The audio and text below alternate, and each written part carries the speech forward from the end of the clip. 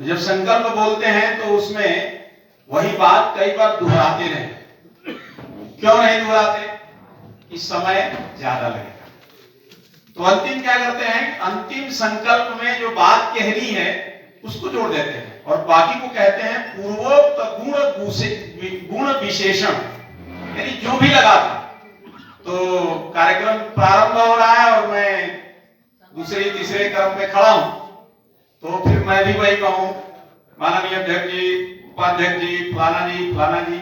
तो ये समय थोड़ा बचाने के लिए वो अन्यथा न लें, इस नाते एक साथ ही अध्यक्ष जी के उसमें ही हम सबको समेटते हैं। और इस नाते इस कार्यक्रम के आज के माननीय अध्यक्ष जी और बाकी सभी मंच पर उपस्थित सज्जन वृंद, आगे सामने बैठे हुए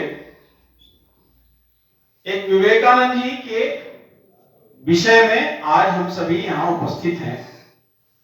और इस नाते विवेकानंद जी किसी परिचय के उसमें नहीं है, कमी नहीं है, सब लोग जानते हैं घुमा फिरा कर। अब यह है कि उनका जन्मदिन मनाया जाए, तो जन्मदिन मनाते मनाते भी लंबा हो गया। कुछ लोग ऐसे हैं ही जो विवेकानंद जी को धीरे धीरे जीवन में भले ना उतारे हों, लेकिन कब पैदा हुए, कब मरे, क्या क्या उन्होंने काम किया, वो सुनते सुनते सुनते सुनते आदमी आदी है। बाद में उसको लगता है यंत्रवत चलता है, आ जाओ कार्यक्रम में आ जाओ। फिर उसको लगेगा अब ये बताएंगे कि वो 1863 में पैदा हुए, अब ये बताएंगे 1892 में उन्होंने कन्याकुमारी में किया, अब ये बताएंगे 1893 में उन्होंने ये भाषण दिया, उसके बाद 4 साल बाद वो रामेश्वरम आए, आगे आ गया। तो ये घटनाएं जो एकदम नया है उसके लिए तो प्रेरणा, जो थोड़ा पुराना हो गया उसको उसमें कोई रस नहीं है। और ये मनाना हर साल है।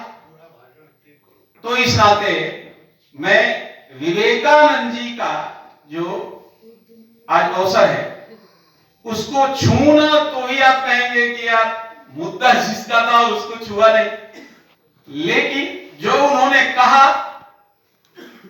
उसके साथ साथ उसमें से और ढेर सारे संदर्भ हैं, उन पर हम आज चर्चा करें।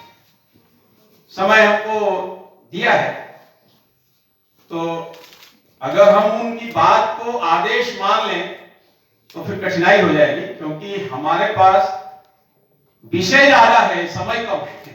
और आप सब कार्यक्रम में आए हैं, आपके पास समय ही कम है। तो इस नाते बहुत देर तक हम लंबा चला तो सकते हैं, चलाएंगे नहीं, क्योंकि 3 बुलाया 4 बज गया है। बहुत खींचेंगे तो घंटा भर कार्यक्रम चलेगा, उसके बाद आपका मस्तिष्क जवाब देने लगेगा। इस नाते हम विषय पर आते हैं। विवेकानंद जी ने भारत के उस कालखंड में जन्म लिया जिस कालखंड में समस्या थी। समस्या ये थी कि देश ऐसे लोगों की व्यवस्था में चल रहा था जो भारतीय नहीं, और यह दुर्भाग्य इस देश का केवल विवेकानंद जी जब पैदा हुए तब नहीं शुरू, उससे बहुत पहले से शुरू। देश में अगर हम उसके दुर्भाग्यों की चर्चा करें तो उसके दुर्भाग्य की शुरुआत ईसा पूर्व 326 ईस्वी में प्रारंभ हुई।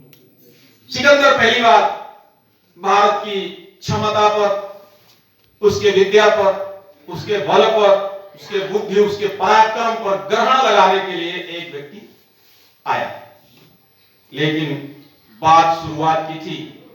इस नाते भारत के लोगों ने उसको पलट जवाब दिया। बेचारा दुनिया को जीतने चला था, भारत में दुनिया है कि नहीं?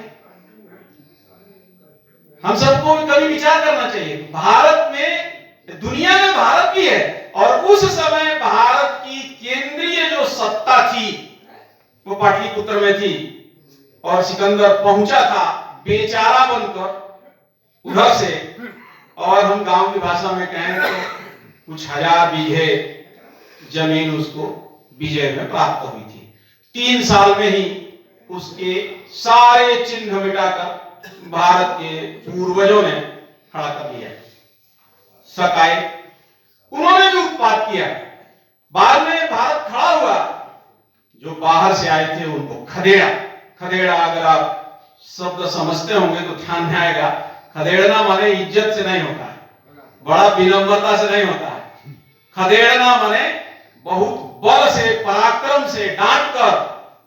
और इस नाते जो शक भारत से भगाए गए वो दुनिया से भगाए गए। दुनिया में शक नाम की कोई संस्कृति आज आपको उपलब्ध नहीं है। उसके बाद तीसरी जो संस्कृति आई, उस संस्कृति का नाम, जो जाति आई, उस जाति का नाम था कुषाण।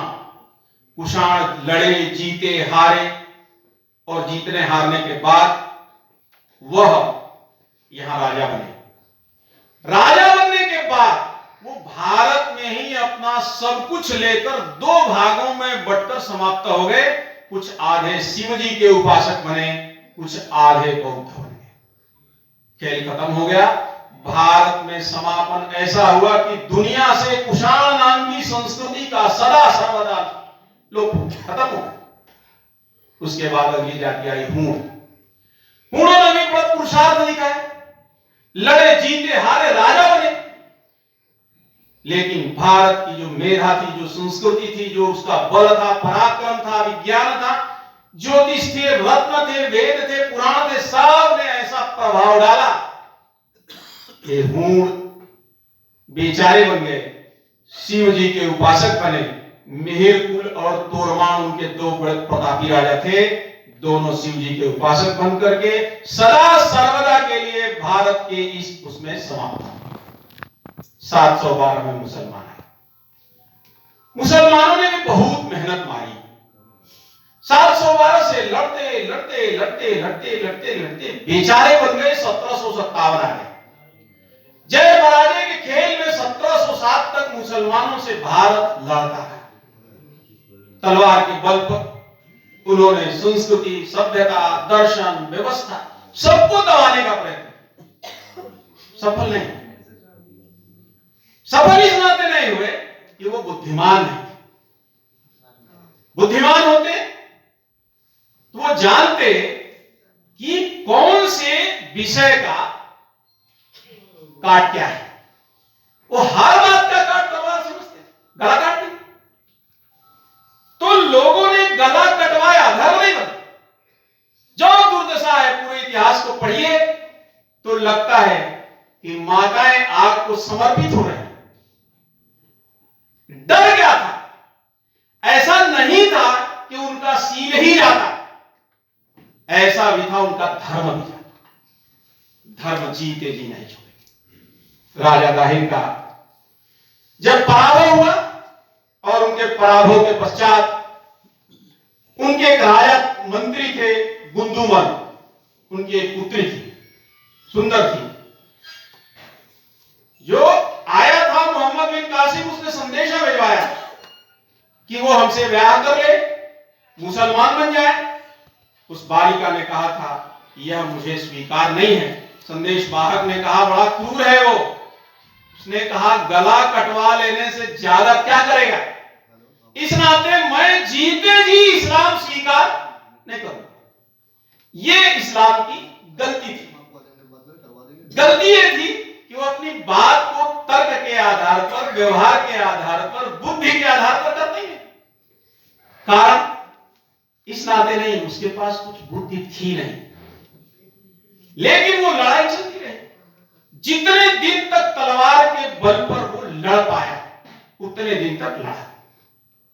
कहीं साधु खड़ा हुआ, कहीं सन्यासी खड़ा हुआ। वो लोग खड़े हुए जिनके हाथ में तलवार नहीं थी, वो ये भी नहीं समझ रहे हैं कि हम तलवार लिए हैं और बिना तलवार वाले लोग हमको परास्त कर रहे हैं। क्या उसमें बंदा बैरागी का नाम